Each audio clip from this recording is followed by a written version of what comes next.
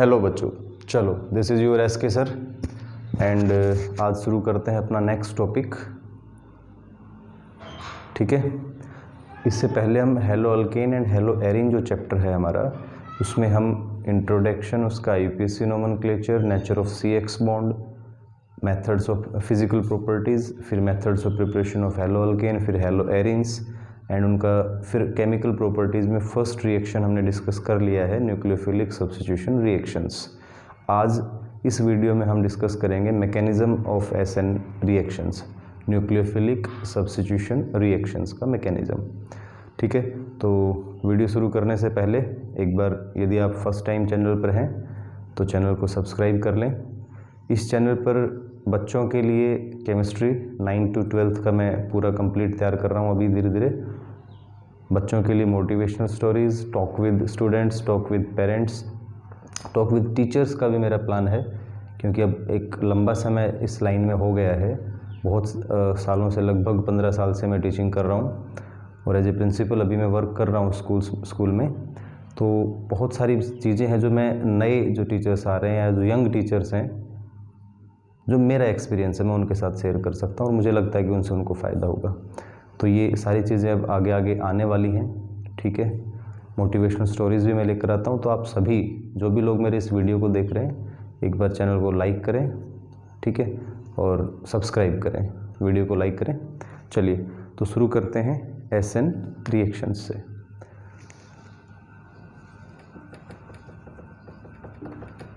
Mechanism of nucleophilic substitution reactions.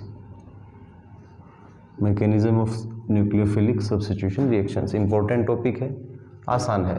Chemistry बहुत आसान है। बहुत सारे बच्चों को डर लगता है केमिस्ट्री में, ऑर्गेनिक और पर्टिकुलरली ऑर्गेनिक केमिस्ट्री में कि भी कैसे याद करें, पर आप मेरे साथ बने रहिए।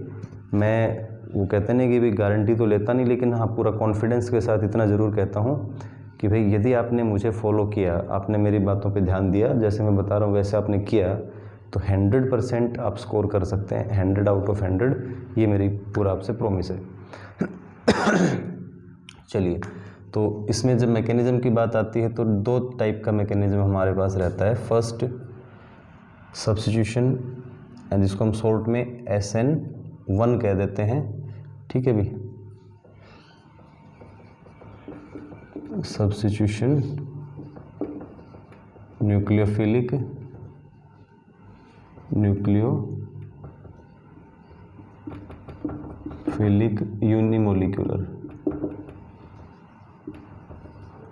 यूनिमोलिक्यूलर और सेकंड वन इज SN2, मतलब सब्स्टिट्यूशन न्यूक्लियोफिलिक बाईमोलिक्यूलर। ठीक है, आप इसको बाईमोलिक्यूलर न्यूक्लियोफिलिक सब्स्टिट्यूशन ऐसे भी बोल सकते हैं, वो आपकी इच्छा है, जैसे आप उसको बोलना चाहें, कोई बात नहीं। बहुत आसान है, मैं वही बार बार मैं वर्ड यूज़ कर रहा हूँ, आसान है। और आसान रियल में है, सिर्फ आपको खुश करने के लिए, आपका मन बनाने के लिए मैं ऐसा नहीं कर रहा हूँ, वास्तव में आसान है। देखिए, आपको इसके नेम को समझना है। न्यूक्लियोफिलिक यूनिमोलिक्यूलर, मतलब हम पहले SN1 मैकेनिज्म को ही लेते हैं। ठीक है भी, हम पहले SN1 के बारे में डिस्कस करेंगे अभी। तो ऐसी रिएक्शंस या वो मैकेनिज्म जहाँ एक मॉलिक्यूल रिएक्शन, जब जो रेट डिटरमाइनिंग स्टेप होता है केमिकल काइनेटिक्स के अकॉर्डिंग, वहाँ एक सिंगल मॉलिक्यूल पार्टिसिपेट करता है। ठीक है, तो इसमें कुछ बातें जो हम लिख सकते हैं SN1 मैकेनिज्म में, in these reactions only one reactant species is involved in the rate determining step, so they follow first order kinetics, या हम ये कहते हैं कि फर्स्ट ऑर्डर की रिएक्शंस होती हैं। ठीक है, पहला पॉइंट हमारा। उसके बाद सेकंड पॉइंट में हम क्या एक्सप्लेन करेंगे यहाँ पे कि इन दीज रिएक्शंस बहुत इजीली, मैं जैसे बता रहा हूँ। एक चीज़ और मैं आप लोगों से कहना चाहूँगा कि कभी भी आर्टिफिशियल रेडीमेड नोट्स के पीछे ना भागें। यदि आपको जीवन में कुछ अच्छा करना है, मैं कह रहा हूँ कुछ अच्छा करना है, और अच्छा करना थोड़ा सा मुश्किल नहीं, वो थोड़ा सा प्लानिंग से किया जाता है। आपको थोड़ा सा स्टेप बाय स्टेप चलना पड़ेगा। ये नहीं कि भाई ऐसे ही रैंडमली काम हो जाएगा फ्री माइंड से, नहीं। उसके लिए बहुत अच्छे से बारीक बारीक बातों पे ध्यान रख के, छोटी छोटी बातों को ध्यान रख के चलना है, और इजीली चलना है, टेंशन लेके नहीं चलना है। इन these reactions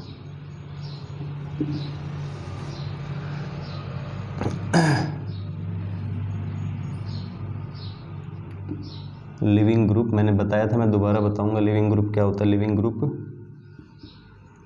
departs first to form a carbocation. बहुत इंपॉर्टेंट है ये carbocation. And then the incoming nucleophile attacks the carbocation. तो अभी एक दो पॉइंट इसके बाद एक्सप्लेन करेंगे, फिलहाल यहाँ तक देखो। अभी क्या होता है कि एक सेकंड भाई, मैं चेक करता हूँ बोर्ड पे आपका। ठीक है, इधर तक दिखेगा, है ना। तो देखो यहाँ क्या होगा, जब कार्बोकैटायन फॉर्मेशन होता है तो इसका मतलब यहाँ पे टर्शरी एल्काइल हैलाइड्स ज़्यादा रिएक्टिव रहेंगे। जैसे फॉर एग्जांपल मैं ले लेता हूँ कि हमारे पास R dash R double dash और X, ये एल्काइल हैलाइड है ना। ये क्या है, एक एल्काइल हैलाइड है, टर्शरी एल्काइल हैलाइड है। इस कार्बन के साथ 3 एल्काइल ग्रुप जुड़े हुए हैं। अब SN1 रिएक्शन मैकेनिज्म में क्या होगा, ये जो लिविंग ग्रुप है हैलाइड आयन को, जो जाने वाला ग्रुप है, ये हटेगा यहाँ से, इसको हम बोलते हैं लिविंग ग्रुप। क्या बोलते हैं अभी, लिविंग ग्रुप। ठीक है, तो ये अपने विद इलेक्ट्रॉन पेयर पहले यहाँ से अलग हो जाता है, और क्या बनता है यहाँ पे, जो इंटरमीडिएट बनता है वो बनता है हमारे पास कार्बोकैटायन। ये हमारा एक इंटरमीडिएट बनेगा। यहाँ पे माइनस हैलाइड आयन में लिख देता हूँ, है ना, हैलाइड आयन यहाँ पे निकलेगा। तो ये जो कार्बोकैटायन आपका बना, ये क्या है, intermediate reaction, intermediate carbocation. Order of stability of carbocations आपको अच्छे से पता होगा पहले से ही। यदि नहीं ध्यान है तो फिर आपको मैं एक बार बता दूं, एक्सप्लेन यहाँ पे, कि प्राइमरी, सेकेंडरी और टर्शरी कार्बोकैटायंस में टर्शरी कार्बोकैटायन की स्टेबिलिटी सबसे ज़्यादा होती है। ठीक है ना, तो इसलिए यहाँ पे टर्शरी जो कार्बोकैटायन है वो बन गया। अब हमारा जो न्यूक्लियोफाइल है, इनकमिंग न्यूक्लियोफाइल, वो अटैक करता है किस पे, इस कार्बोकैटायन पे। अब इंटरमीडिएट ऐसा है, यहाँ पे sp2 हाइब्रिडाइजेशन होती है। कार्बोकैटायन में जिस कार्बन में पॉजिटिव चार्ज है वो sp2 हाइब्रिडाइज्ड है, प्लेनर है ना, प्लेन में है वो, इस तरह से इस प्लेन पे है। तो अब इनकमिंग न्यूक्लियोफाइल ऊपर से भी आ सकता है बिल्कुल, अब ठीक है, और उसके नीचे से भी आ सकता है। तो हम मान लेते हैं कि लिविंग ग्रुप जो हमारा हटा है वो पहले ऊपर जुड़ा हुआ था, ऐसे था, ये इसके ऊपर जुड़ा हुआ था, यहाँ से ये हैलोजन हटा है। ठीक है, तो अब न्यूक्लियोफाइल उसके सेम साइड से आके वहाँ भी जुड़ सकता है, और उसके बिल्कुल अपोजिट साइड से भी आके अटैक कर सकता है। अभी बताऊँगा मैं आगे। इन्वर्जन इन कॉन्फ़िगरेशन, कॉन्फ़िगरेशन एक टर्म है, तो कॉन्फ़िगरेशन पे क्या इफेक्ट पड़ेगा। SN1 मैकेनिज्म में कॉन्फ़िगरेशन में इन्वर्जन भी हो सकता है और रिटेंशन भी, मैं करूँगा एक्सप्लेन अभी आपको आगे। तो न्यूक्लियोफाइल का अटैक हम दिखाएंगे भाई, इसको हम 50-50% चांसेस दिखा देते हैं। 50% चांस इधर से हैं और ये 50% चांस इसके इधर से हैं, 50-50% इसके चांसेस रहेंगे। ठीक है, तो मैं यहाँ पे 2 प्रोडक्ट बनाता हूँ। एक जो हमारा लिविंग ग्रुप था उसके अकॉर्डिंग, ये पहले वो इधर जुड़ा हुआ था ना, तो हो सकता है सेम जगह पे जुड़ जाए न्यूक्लियोफाइल आके, एक तो ये हो सकता है 50% चांस इसके हैं बनने के, प्लस इसके अपोजिट साइड में न्यूक्लियोफाइल हमारा इधर भी जुड़ सकता है। ये अभी नेगेटिव चार्ज नहीं दिखाएंगे न्यूक्लियोफाइल पे, क्योंकि उसने अपना नेगेटिव चार्ज यूज़ करके बॉन्ड बना लिया है।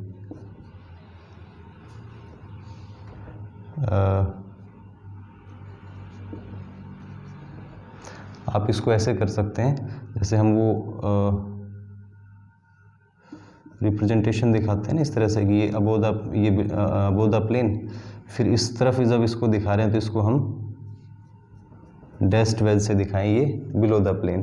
तो अपोजिट साइड से भी आके जुड़ सकता था और उसके सेम साइड से भी आके जुड़ सकता है। ठीक है भाई, क्लियर है बात।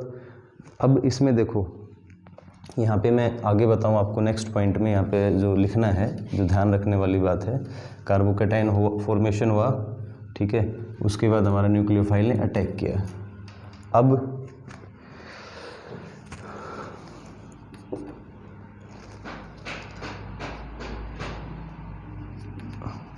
because in carbocation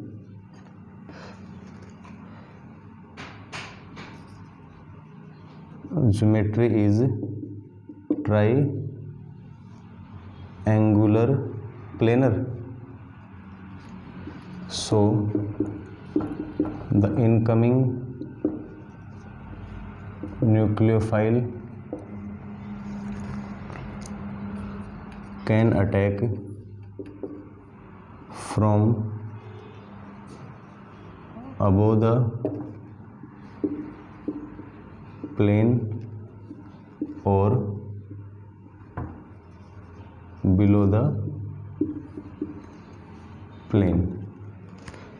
ठीक है, दैट इज, इसका मतलब हम क्या कह सकते हैं, from same side of leaving group और इट्स अपोजिट साइड। 50% चांसेस हैं, 50% चांसेस आर देयर। ठीक है, और इसलिए कॉन्फ़िगरेशन का मतलब होता है कि किसी भी मॉलिक्यूल में जो अलग अलग एटम्स या ग्रुप ऑफ एटम्स हैं वो 3D स्पेस में उनका स्पेशियल अरेंजमेंट कैसा है। ठीक है, जो उनका अरेंजमेंट है, स्पेशियल अरेंजमेंट स्पेस में, उसको हम बोल देते हैं उसका कॉन्फ़िगरेशन। तो so there is 50% chances of inversion and retention in configuration। ठीक है भाई, तो जैसे देखो, अब इन्वर्जन और रिटेंशन को कैसे समझे हम, जैसे हमारा एम्ब्रेला होता है ना, इस तरह से इसका ये हैंडल लगा होता है, एम्ब्रेला होता है। मान लो हम हवा में कहीं बाहर बारिश में इसको यूज़ कर रहे हैं और अचानक तेज़ हवा का झोंका आता है, तो कई बार एम्ब्रेला उल्टा हो जाता है ना, बाहर की तरफ खुल जाता है। हैंडल तो हमारे हाथ में है अब भी जैसे था वैसे, लेकिन ये जो नीचे की तरफ यूँ जो था, ऐसे था ना गोल, ये ऊपर की तरफ हो गया, यूँ बिल्कुल एकदम से उल्टा हो गया। सबने देखा होगा, फील किया होगा, नहीं किया तो करके देख लेना, तेज़ हवा में छाता यूज़ करके, तो ये क्या हो गया, बिल्कुल उल्टा हो गया ना ऊपर की तरफ। तो ये तो है इन्वर्जन।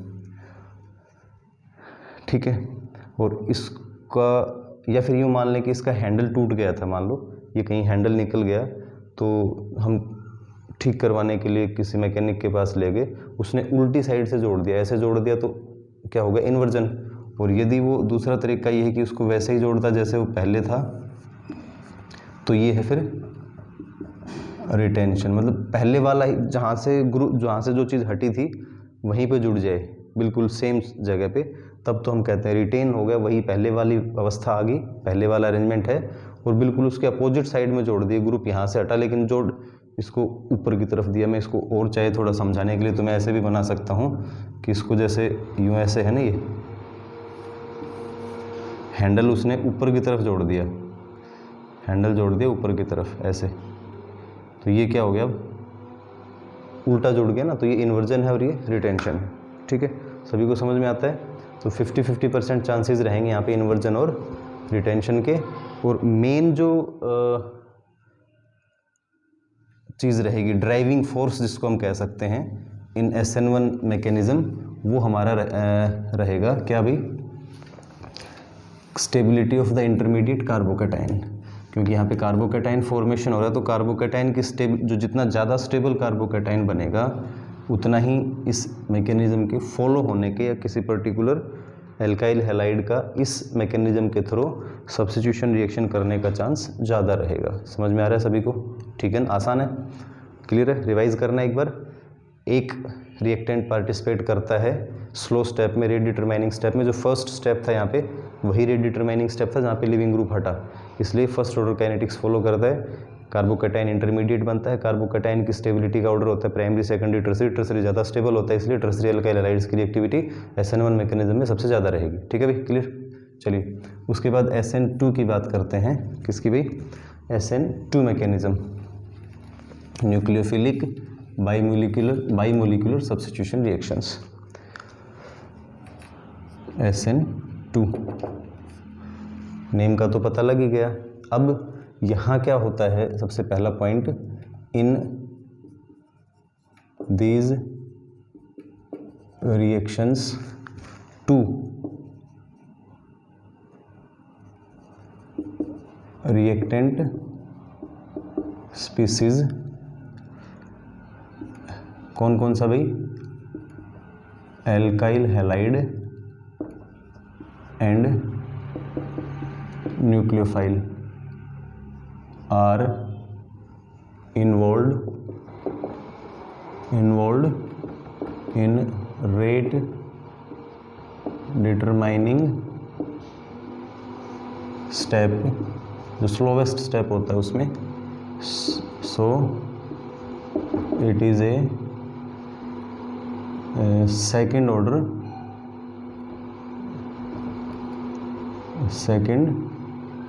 ऑर्डर रिएक्शन या सेकेंड ऑर्डर काइनेटिक्स ये फॉलो करता है, हम ये कह सकते हैं। ठीक है भाई, क्लियर है बात। तो यहाँ पे देखो, जैसे मैं दिखाऊं कि हमारे पास मान लो ये एक एल्काइल हैलाइड है, ठीक है, ये लिविंग ग्रुप है हमारा। अब यहाँ पे क्या होता है, जो न्यूक्लियोफाइल है वो और ये दोनों एक साथ इस रेट डिटरमाइनिंग स्टेप में, स्लो स्टेप में इन्वॉल्व रहते हैं।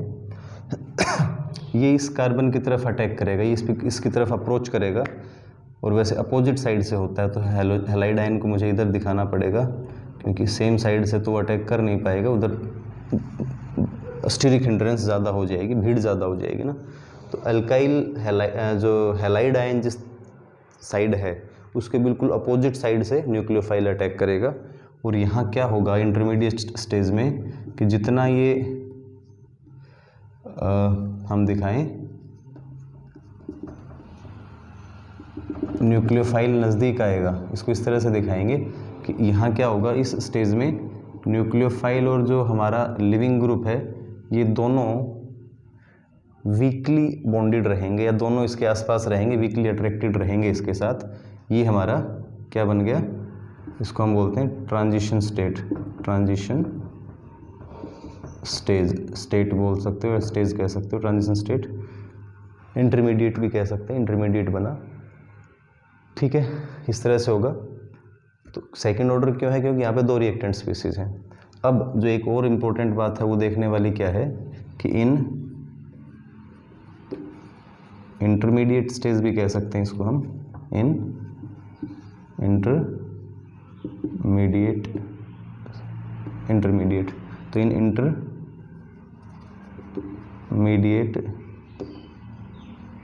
State 5 groups are present around the carbon atom. देखो 5 हैं, 1 2 3 4 5, तो 5 groups are present around the carbon atom. So steric hindrance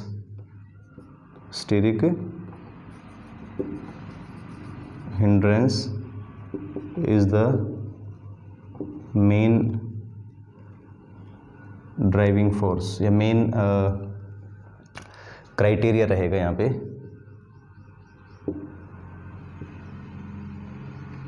criteria कह सकते हैं, मेन क्या रहेगा, मेन ड्राइविंग फोर्स या मेन फैक्टर रहेगा, हम ये कह सकते हैं, सॉरी फैक्टर ज़्यादा अच्छा वर्ड रहेगा, main factor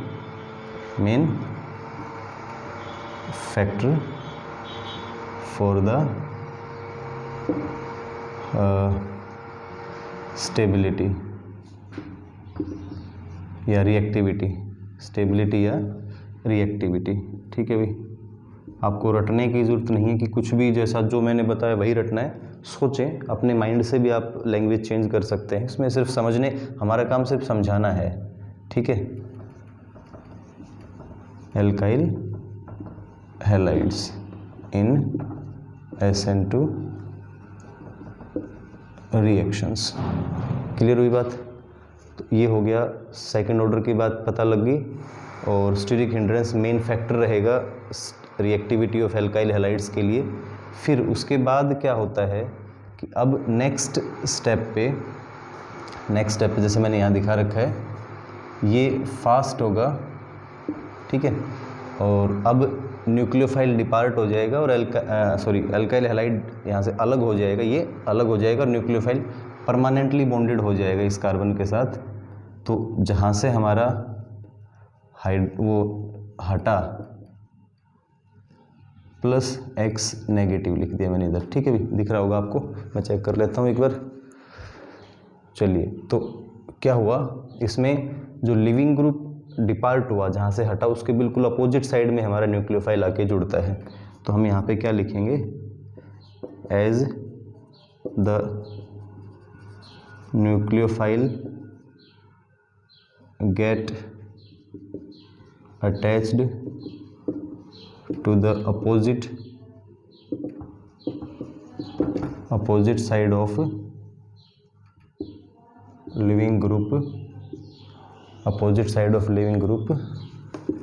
so 100% retention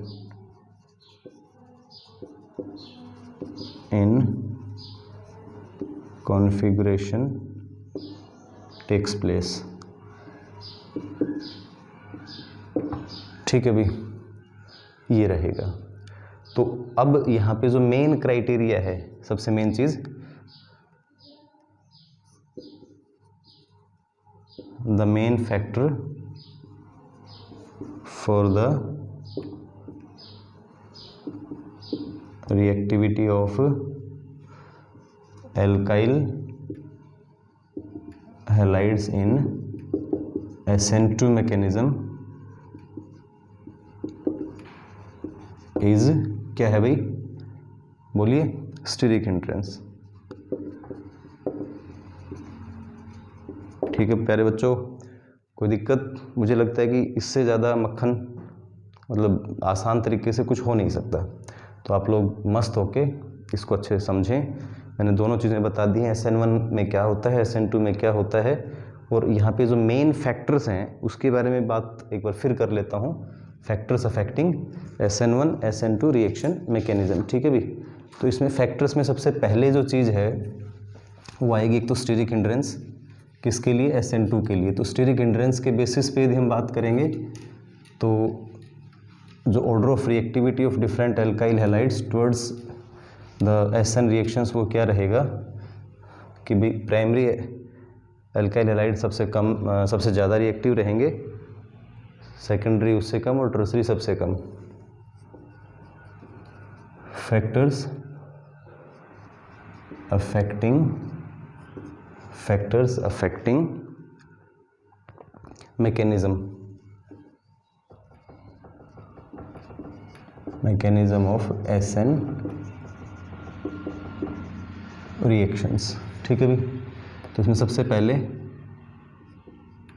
stearic hindrance. ठीक, तो स्टीरिक हिंड्रेंस का मतलब होता है कि जितने ज़्यादा बल्की ग्रुप होंगे,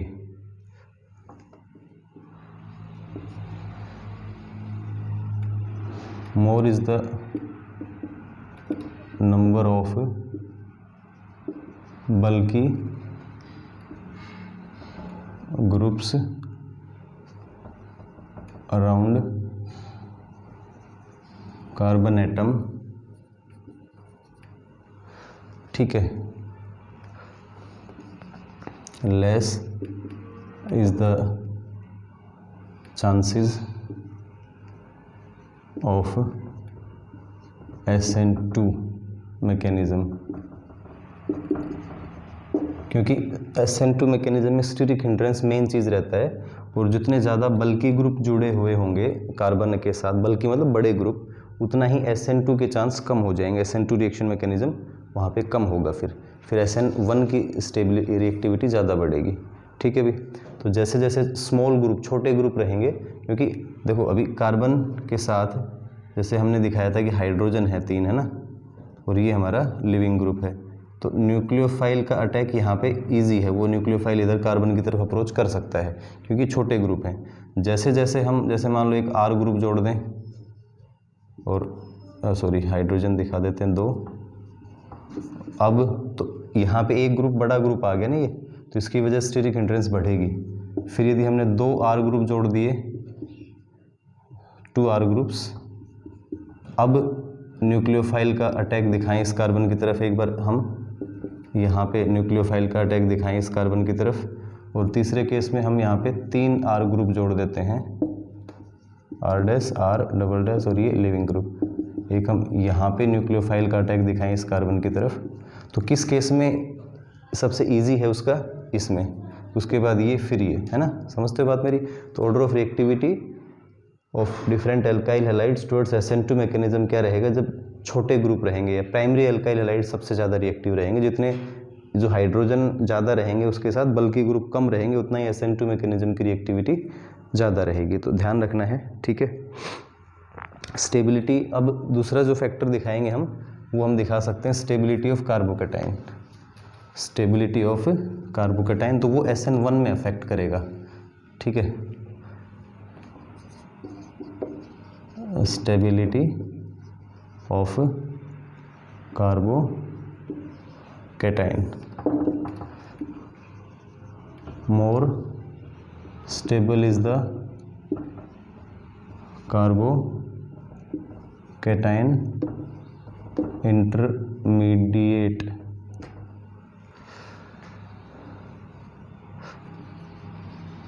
more is the chances of SN1 mechanism। सीधी सी बात है, जितना जो इंटरमीडिएट कार्बोकैटायन बनता है वो ज़्यादा स्टेबल बनेगा, उतना ही SN1 मैकेनिज्म होने के चांसेस ज़्यादा रहेंगे। ठीक है बेटा, तो ये कुछ चीज़ें हैं, ये आपको ध्यान रखनी है। ठीक है, तो हम order of reactivity, order of reactivity of different alkyl halides in SN1 mechanism लिखें तो आएगा टर्सरी सबसे ज़्यादा रिएक्टिव, सेकेंडरी उससे कम और प्राइमरी सबसे कम। और इन SN2 मैकेनिज्म की बात करें तो प्राइमरी सबसे ज़्यादा रिएक्टिव, सेकेंडरी कम और टर्सरी सबसे कम। ठीक है, क्योंकि यहाँ steric hindrance main driving force रहेगा, इधर कार्बोकैटायन की स्टेबिलिटी मेन फोर्स रहेगा। कुछ इफेक्ट सॉल्वेंट का भी यहाँ पे पड़ता है, सॉल्वेंट एंड SN रिएक्शंस, तो पोलर प्रोटिक सॉल्वेंट हैं, पोलर नेचर के सॉल्वेंट्स की यदि ये रिएक्शन हो रही है तो वहाँ पे फिर क्या रहेगा, कार्बोकैटायन की स्टेबिलिटी ज़्यादा हो जाती है, इसलिए वो SN मैकेनिज़म्स को फॉलो करते हैं। ठीक है ना, मैं यहाँ पे दिखा सकता हूँ। नेक्स्ट एक थर्ड पॉइंट लिखना चाहें तो polar protic solvents favour favour या support in polar protic solvents SN1 mechanism is favored because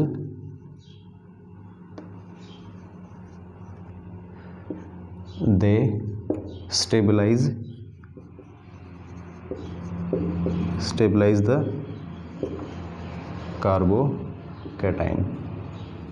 ठीक है, तो ये चीज़ ध्यान रखने वाली बात है। चलिए, इसके बाद एक चीज़ और थोड़ा सा मैं आपको बताना चाहूँगा कि अलाइलिक और बेंजाइलिक हैलाइड्स यदि हैं तो उनका ऑर्डर ऑफ स्टेबिलिटी क्या आएगा।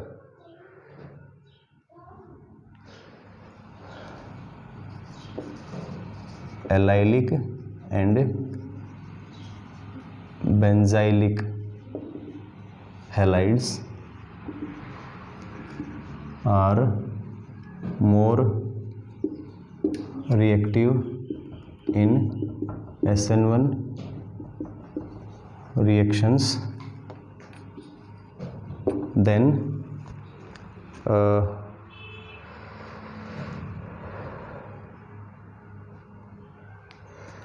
tertiary alkyl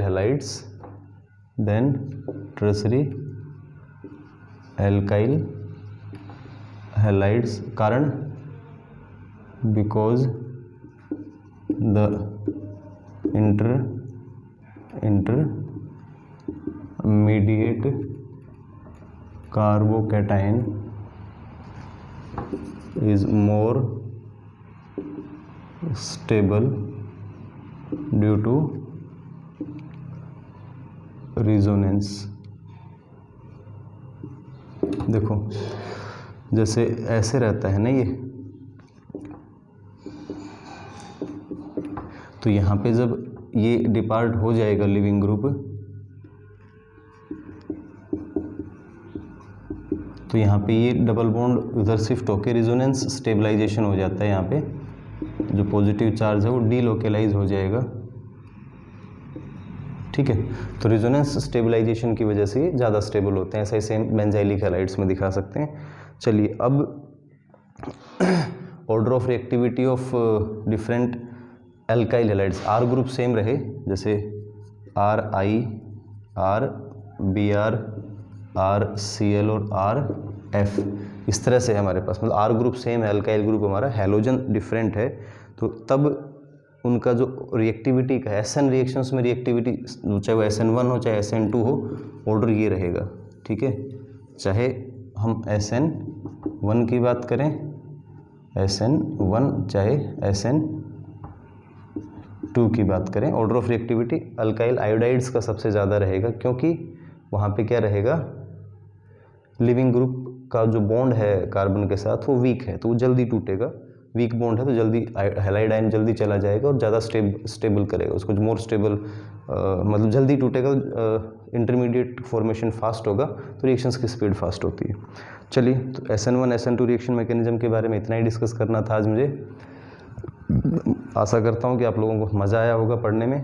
तो वीडियो को लाइक ज़रूर करें, शेयर करें और सब्सक्राइब करें, और अपने साथियों से भी जो 11th 12th या 9th 10th 11th 12th आपके नज़दीक में आस पड़ोस में कोई भी बच्चा है या अपने रिलेशन में है कहीं, चाचा ताऊ बुआ मामा के, उन सबको लिंक शेयर करें और सब्सक्राइब करने के लिए बोलें, ताकि घर बैठे बैठे आसान तरीके से, मज़ेदार तरीके से, इंटरेस्टिंग तरीके से वो ऑर्गेनिक केमिस्ट्री या कंप्लीट केमिस्ट्री का सिलेबस में लेके आने वाला हूँ धीरे धीरे, तो वो अपना पढ़ें। और मोटिवेशनल वीडियोस भी मेरे आते रहेंगे बीच बीच में, ठीक है ना। स्टूडेंट्स के लिए भी, स्टूडेंट पेरेंट रिलेशनशिप पे, पेरेंट्स को किस प्रकार स्टूडेंट्स के साथ बिहेव करना चाहिए, टीचर्स के लिए भी सारी चीज़ें वो आएंगी, पाइपलाइन में हैं। तो आप लोग शेयर करें, सब्सक्राइब करें, ठीक है। चलिए, थैंक यू।